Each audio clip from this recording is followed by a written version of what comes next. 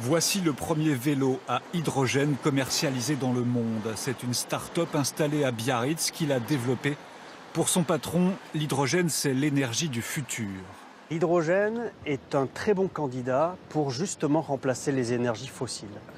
L'hydrogène, c'est l'élément le plus présent dans l'univers. Il est partout autour de nous.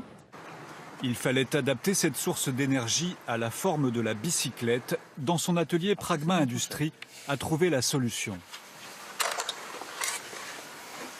Le moteur en tant que tel, en fait, il est ici. Là, vous avez juste la partie, la source d'énergie, on va dire, qui va utiliser l'hydrogène qui est dans cette bouteille pour générer l'énergie à apporter au système pour assister l'utilisateur. Il fallait surtout trouver des sources de financement pour se lancer dans cette aventure. Mais ce n'est pas facile pour ce genre de start-up innovante.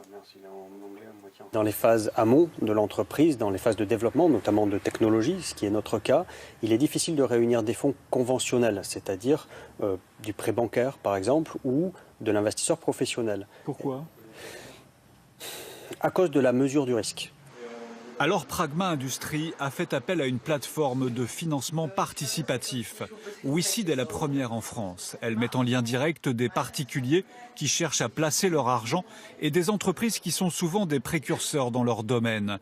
Pour elle, c'est une bouffée d'oxygène. Il n'y a pas suffisamment de financement fléché sur ces entreprises, les start-up notamment, qui sont de plus en plus nombreuses en France. C'est un peu une folie des start-up aussi en France. Et donc du coup, on comble aussi ce manque-là.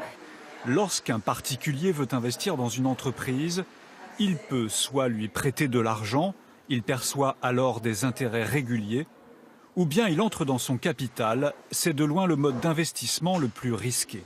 Quand vous avez un investisseur qui rentre dans votre capital, il doit s'attendre à rester dans ce capital jusqu'à ce que l'entreprise réussisse.